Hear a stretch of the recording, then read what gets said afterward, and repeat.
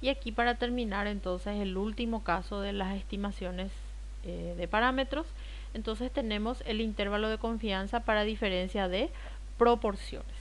Entonces en este caso el estadístico que tenemos que estudiar es la diferencia de proporciones de las dos poblaciones. Y ahí vamos a hacerlo de la misma forma como estábamos haciendo, ¿verdad? El límite del intervalo se calcula la diferencia de las proporciones muestrales más menos el error de estimación.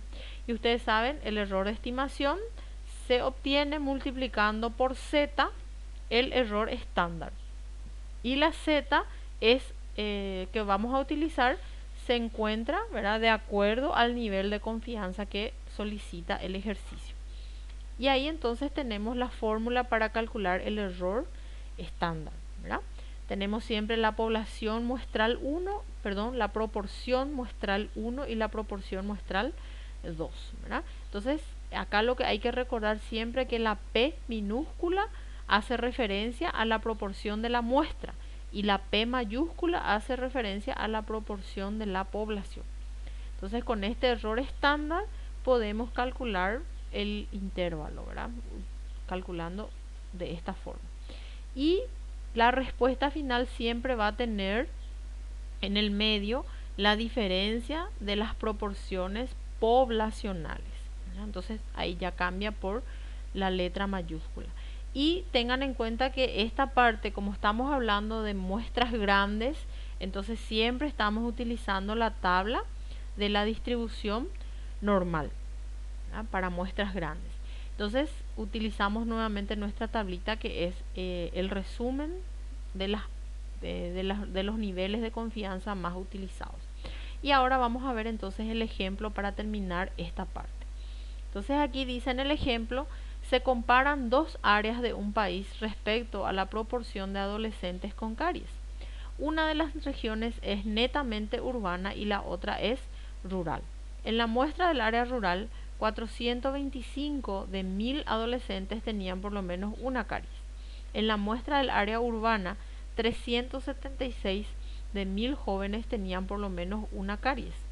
Construye un intervalo de confianza del 95% para la diferencia de proporciones de adolescentes con caries de la zona rural y la zona urbana. Entonces aquí sacamos los datos, tenemos los tamaños de las muestras son iguales, ¿verdad?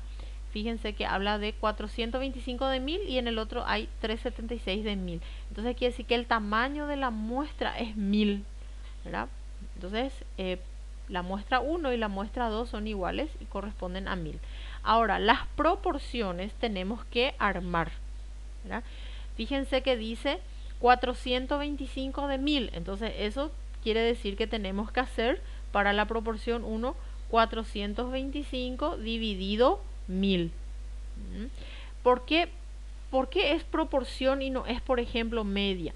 Porque no dice en ningún lugar que en la muestra del área rural la media de jóvenes con caries es 425, ¿verdad?, y que tomamos una muestra de 1000. No, directamente dice que en la muestra del área rural 425 de 1000 adolescentes. Entonces ese ya nos da la pauta de que es un porcentaje, o sea, ¿cuánto es 425 de 1000? ¿Verdad? Entonces en este caso hacemos directamente la división. 425 dividido 1000 es igual a 0,425. Y también tenemos que armar la proporción 2. 376 de 1000 es igual a 0,376.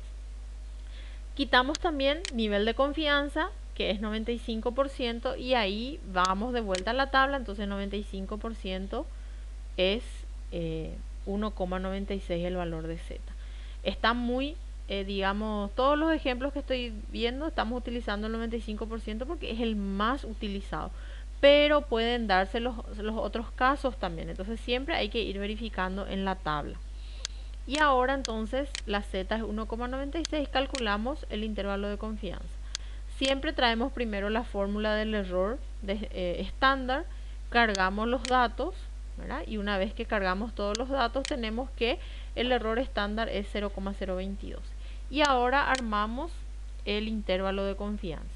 La diferencia entre las proporciones muestrales sería 0,425 menos 0,376.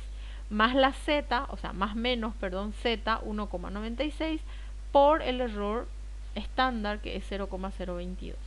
Y ahí armamos límite inferior con la resta y límite superior haciendo la suma. Y con estos dos, entonces acá podemos armar nuestro intervalo. Recuerden que aquí en la respuesta final hay que cambiar la proporción muestral por proporción poblacional. Y esta viene a ser nuestra respuesta final. ¿Estamos?